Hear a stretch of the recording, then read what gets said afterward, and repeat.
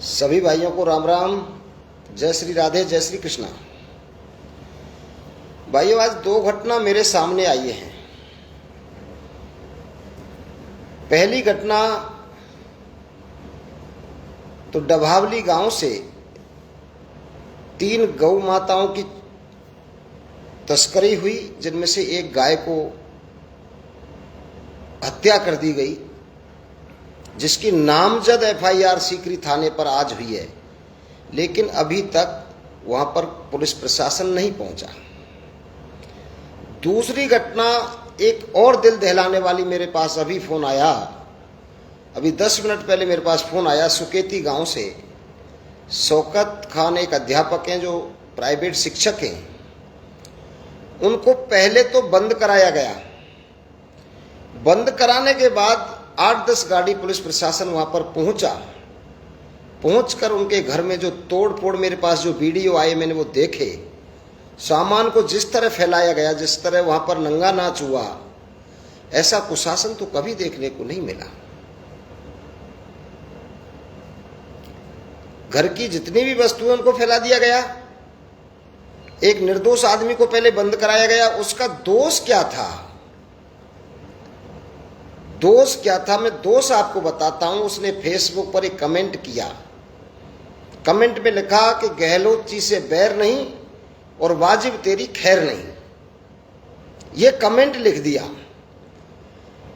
लोकतंत्र में स्वतंत्र भारत है, स्वतंत्र भारत में अभिव्यक्ति करने का हर आदमी को हक है। मेरी फेसबुक पर भी वो लोग लिखते हैं वाजिब अली जिंदाबाद, भाई बहुत अच्छी बात है। अनीता सिंह जिंदाबाद, बहुत अच्छी बात है। जिसकी जहां भावना है वह जिंदाबाद लिखेगा। जिंदाबाद लिखो, मुर्दाबाद लिखो, लेकिन बदतमीजी की कोई बात लिखता है तो वो सरासर गलत है। आज सत्ता को बचाने के लिए जिस तरह सरकारी मशीनरी का दुरुपयोग किया जा रहा है, कहीं तो प्रशासन के अधिकारी जाके जमीनों पर अतिक्रमण करा रहे हैं, गरीबों के मकान तोड़वा रहे हैं, कहीं निर्दोष शिक्षाबद्ध शिक्षक एक सबको शिक्षा देता है, एक शिक्षक के घर पर इस तरह की वारदात होती है।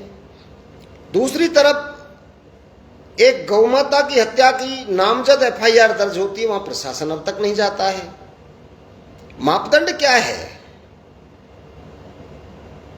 ऐसा कुशासन तो शायद सरकार तो पहले भी कांग्रेस की भी रही है, भारतीय जनता पार्टी की भी रही है, अधिकारी भी रहे हैं, विधायक भी रहे हैं, मंत्री भी रहे हैं, लेकिन ऐसा दुरुपयोग तो सरकारी मशीनरी का कभी नहीं हुआ। अन्याय और अत्याचार के खिलाफ, वो चाहे हिंदू के साथ अत्याचार है, चाहे मुसलमान के साथ अत्याचार है, चाहे किसी के साथ अत्याचार है, अत्याचार के खिलाफ हमने आवाज उठाई है। और शौकत भाई के साथ जो हुआ है उसको न्याय दिलाने की लड़ाई हम निश्चित तौर पर लड़ेंगे। ऊपर जितने भी उच्च अधिकारी हैं उनको हम सोशल मीडिया के माध्यम से आग्रह करना चाहते हैं, विनम्र अपील करना चाहते हैं कि इस मुद्दे की पूरी जांच कराई जाए। उस आदमी का जुर्म क्या है, और डभावली गांव से जो गाय गई उसका नामजद मुकदमा अब तक प्रशासन क्यों नहीं पहुंचा, इसका कारण क्या है? 2 मुकदमे एक ही थाने के हैं, लेकिन कार्रवाई अलग अलग तरीके की है। एक संगीन मुकदमा नामजद है, वहां तो प्रशासन अब तक नहीं पहुंचा, और एक आदमी जिसको निर्दोष को बंद किया गया और उसके बाद उसके मकान में तोड़फोड़ की गई। यह कौन सा कानून कहता है? जब हार का डर आदमी को सताने लगता है, आदरणीय गहलोत साहब से मैं निवेदन करना चाहता हूं, वो हमारे पिता तुल्य हैं, बुजुर्ग हैं और प्रदेश के मुखिया हैं, लेकिन इस तरह का कुशासन ठीक नहीं है। पहले भी ऐसी वारदातें सीकरी कस्बा के अंदर हुई हैं। कई निर्दोष लोगों को बंद कराया है।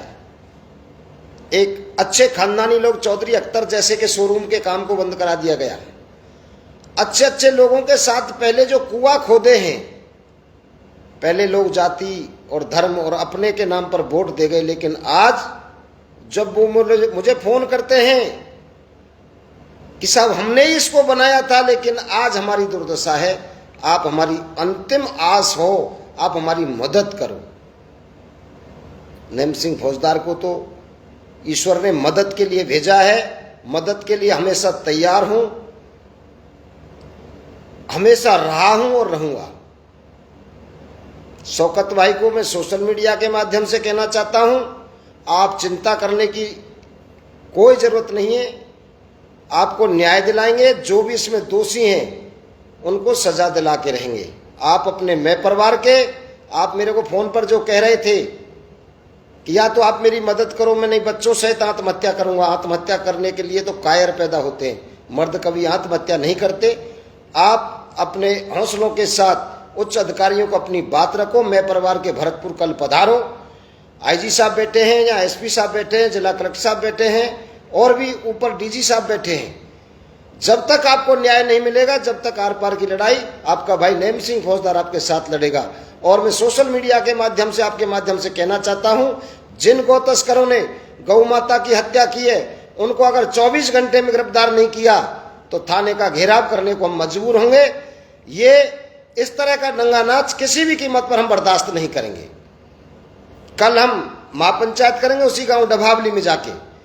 जब तक इस तरह के संगीन अपराधों पर, हीनियस क्राइम पर लगाम नहीं लगेगी और अपनी सत्ता में वापसी लाने के लिए इस तरह सरकारी मशीनरी का दुरुपयोग होगा, इसको किसी भी कीमत पर आम जनता बर्दाश्त नहीं करेगी। हक और अधिकार के लिए जो भी गलत है, गलत के साथ गलत होना चाहिए, लेकिन किसी निर्दोष आदमी के साथ अत्याचार, अनाचार और दुराचार होता है, उसको किसी भी कीमत पर नगर क्षेत्र की जनता, भरतपुर की जनता, ये महाराजा सूरजमल की धरती है, महाराजा जवाहर सिंह की धरती है, इस पर ना तो अत्याचार हुआ ना होने दिया। हम भी उनके वंशज हैं, अत्याचार किसी भी कीमत पर नहीं होने देंगे। सभी भाइयों को पुनः जय श्री राम, राम राम साहब।